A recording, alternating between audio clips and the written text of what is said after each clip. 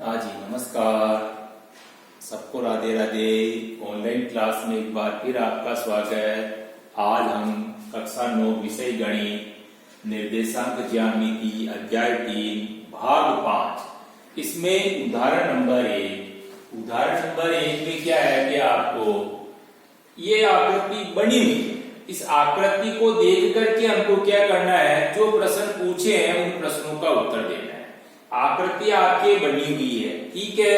आपके आकृति को देखना है, उस आकृति में जिस तरह से बनी हुई है उनके निर्देशांकों को क्या कि इसमें पूछा हुआ है, वैसे प्रश्नों का उत्तर हमको लिखना है, ठीक है।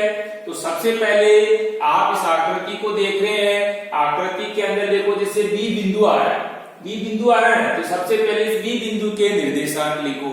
इसी तरह से एम बिंदु आ रहा है, एम बिंदु के निर्देशांक लिखो। एल बिंदु आ रहा है, एल बिंदु के निर्देशांक लिखो।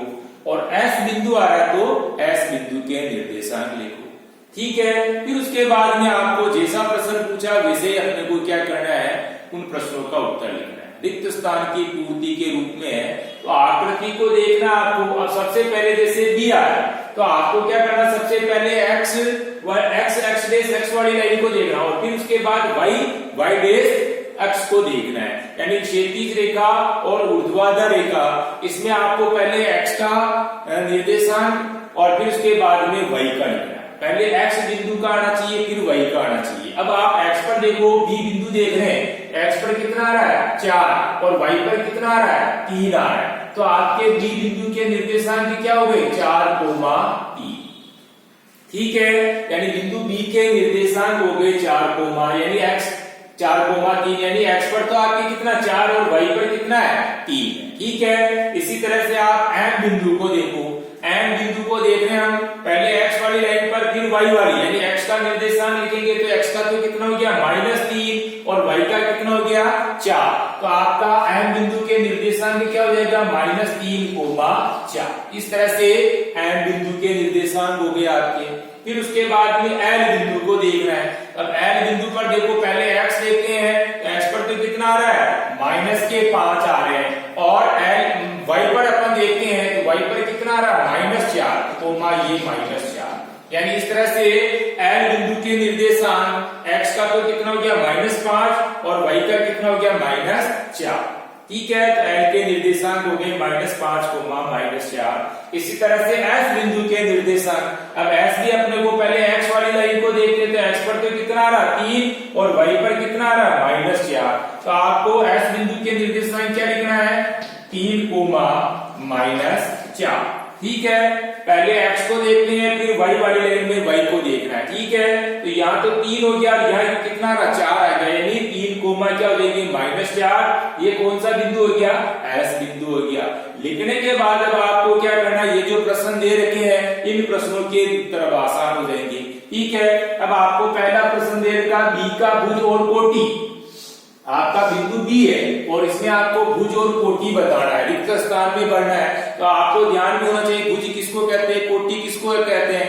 तो सबसे पहले भुज है, भुज किसको कहते हैं एक्स के, यानी बिंदु जो एक्स होता है, मतलब एक्स के निर्देशांक तो क्या हो गए आपके, एक्स का निर्देशांक हो जाएंगे आपके भुज और वाई के निर्देशांक क्या हो जाएंगे आपके कोटि, ठीक है। तब आप देखो इसके अंदर भुज और कोटि बताना है, तो एक्स का निर्देशांक, ये एक्स का निर्देशांक तो कितना है क्या 4 और वाई का निर्देशांक, यानी वाई का निर्देशांक ये कितना हो गया आपका 3, ठीक है। तो एक्स का निर्देशांक ये तो हो गया आपका भुज और वाई का निर्देशांक ये क्या हो गया आपके कोटि। तो आपको इसमें भुज और कोटि पूछा है, तो आपका भुज तो हो गया 4 और कोटि कितनी हो गई 3, ठीक है। भुज एक्स का निर्देशांक, कोटि वाई का निर्देशांक, ठीक है। उसके बाद बी के निर्देशांक, तो बी के निर्देशांक क्या हो गए आपके 4,3। लो साहब, ये आपका पहला प्रश्न रिक्त स्थान के रूप में। फिर उसके बाद में दूसरा प्रश्न है एम का एक्स निर्देशांक और वाई निर्देशांक बताना।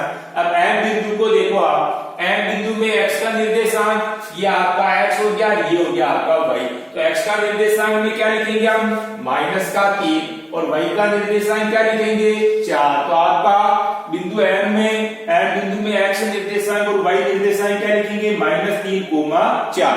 तो अब आपका एम का निर्देशांक पूछा वापस, तो एम का निर्देशांक क्या हो गया -3 और 4, ठीक है, m के निर्देशांक -3, 4।